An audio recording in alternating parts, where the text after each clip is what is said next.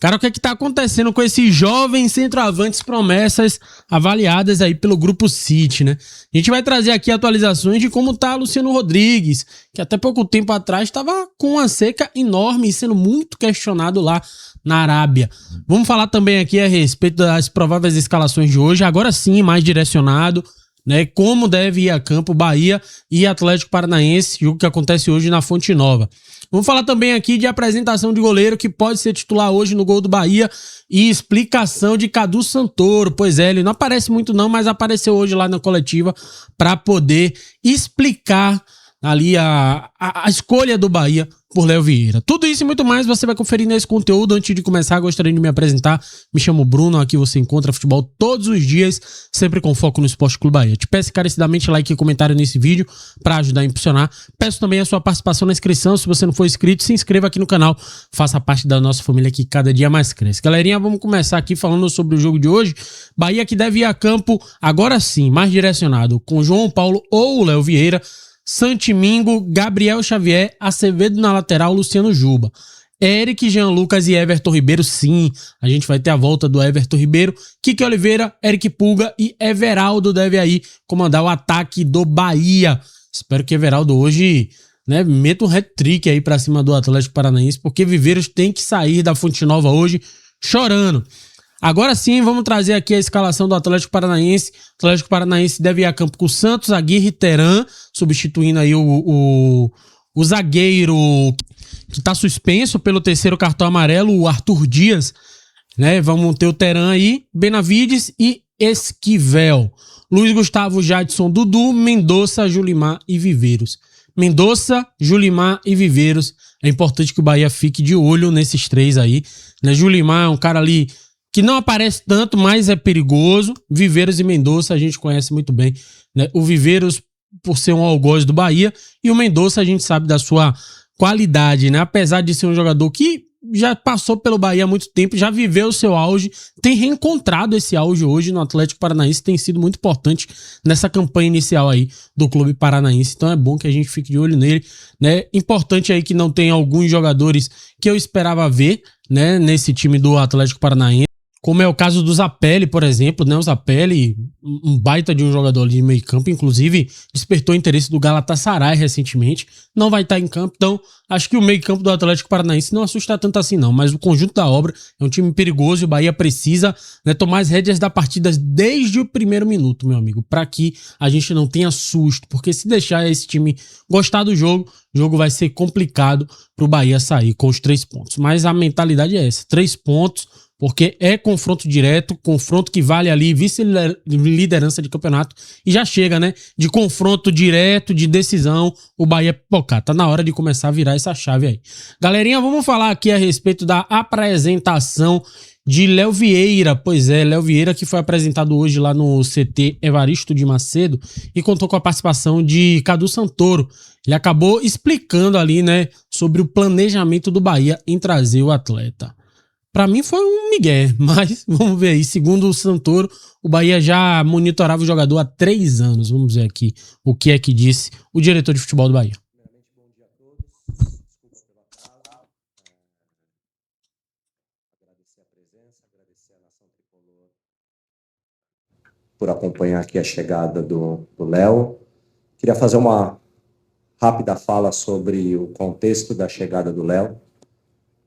E deixar assim muito claro, a gente, desde a aposentadoria do Danilo, nós tínhamos definido que iniciaríamos o ano com o Ronaldo, com o João Paulo, e que apostaríamos num garoto da base para o desenvolvimento, que é o Vitor, que está hoje integrado ao elenco profissional. Mas, infelizmente, o Ronaldo teve uma lesão que a gente considera grave, que apesar de ser um tratamento conservador, é sempre uma recuperação longa, e faltavam apenas 5 dias para o fechamento da janela. Acho que também, se tivesse sido uma lesão muscular, uma coisa de impacto curto, provavelmente a gente não teria feito nenhum movimento, mas quando veio uma lesão grave, com 5 dias de fechamento de janela, seria irresponsabilidade da minha parte se a gente não mudasse a rota e não buscasse uma reposição. E dentro desses 5 dias foi tudo muito rápido, porque a gente teve que tomar uma decisão, alinhar, debater com comissão técnica. Então, dos nomes que a gente discutiu, o Léo sempre foi a primeira opção. Um atleta que a gente já conhece há pelo menos 3, 4 anos que a gente já vinha monitorando. Mas sabíamos que ia ser também difícil a saída, então agradecer muito o Léo, agradecer muito os agentes, o pessoal da Chapecoense, porque é difícil você tirar um atleta que vem jogando hoje num clube de Série A, mas acho que a vontade do Léo fortaleceu sempre com muito respeito a todas as pessoas envolvidas.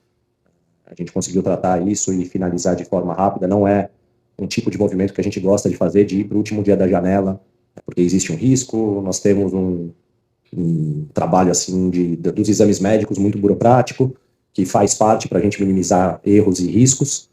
Então, não é o ideal, mas a gente tinha que movimentar nesse espaço curto de tempo. Então, mais uma vez, agradecer ao Léo, que prevaleceu a vontade dele, expôs a vontade dele de vir, e o pessoal da Chapecoense, que foi muito respeitoso na condução do processo como um todo. Então, obrigado, Léo, bem-vindo e boa sorte. Tá aí, agradecer ao nosso querido amigo Preto Tricolor, que fez esse corte aí, né, do momento de fala de Cadu Santoro, onde ele explica para a nação tricolor, né, a escolha de Léo Vieira e por que o Bahia fez esse movimento, né?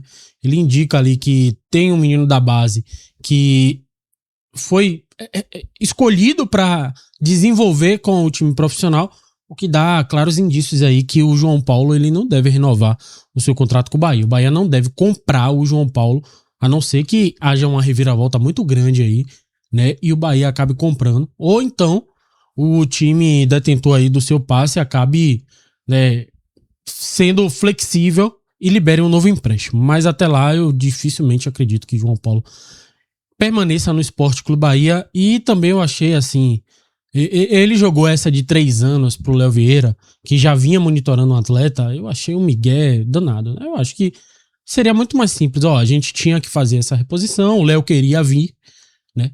E a gente fez esse movimento porque já estudou o goleiro, né? Como, não sei, eu acho que do lado do cara seria meio difícil falar um negócio desse. Mas jogar que monitorava o cara há 3 anos e aí no último dia da janela teve que fazer o movimento, eu também acho que é meio que uma sacanagem, né? Dizer isso, ninguém comeu esse H. Mas enfim, tá aí a explicação de Cadu Santoro, que não aparece muito, né? É importante ele aparecer às vezes. Galerinha, vamos seguindo nossa pauta aqui, vamos falar sobre a Arena Fonte Nova, porque saiu aí recentemente, né, boatos de que a BYD poderia assumir o name rights após ali o encerramento de contrato com a casa de apostas, que hoje tem o name rights da Arena Fonte Nova. Casa de apostas Arena Fonte Nova. Pode ser que no futuro, de fato, essa parceria esteja sendo movimentada aí nos bastidores, né? Lideranças da Fonte Nova participam de missão de inovação na China. Pois é, as lideranças da Fonte Nova foram lá para a China, né, participar de fóruns, de visitas, né, em relação à tecnologia. Tá aqui, ó, vamos ver aqui, representantes da Fonte Nova e participações, né, participaram do China Innovation Mission em 2026, iniciativa que promoveu uma imersão aí dos polos mais avançados do mundo em esporte e inovação tecnológica. O presidente da Arena Fonte Nova, Alexandre Gonzaga, o diretor financeiro José Eduardo Lobo e o gerente de inovação Paulo Vitor Sena integraram aí a missão, que visitou cidades como Hong Kong e Xangai, tá certo? O grupo reuniu aí 20 executivos do esporte e da mídia e entretenimento de várias partes do Brasil. Percorreram aí um roteiro que incluiu empresas de tecnologias, startups e universidades de centro de pesquisas, né, desenvolvimento aí pela Arena Hub, centro de inovações que conecta startups e entidades esportivas. Proporcionou uma intensa programação com aprendizados na prática sobre a aplicação da tecnologia, visão estratégica e integração para alta performance, tá certo? E aí, quem sabe, né, dentro dessas visitas aí, de fato, uma coisa tem a ligação com a outra e já possa estar rolando alguma conversa, né, entre a BYD e a Arena Fonte Nova para que no futuro a empresa possa assumir também o name rights da Fonte Nova. É um boato forte, tá? E assim, onde há fumaça há fogo.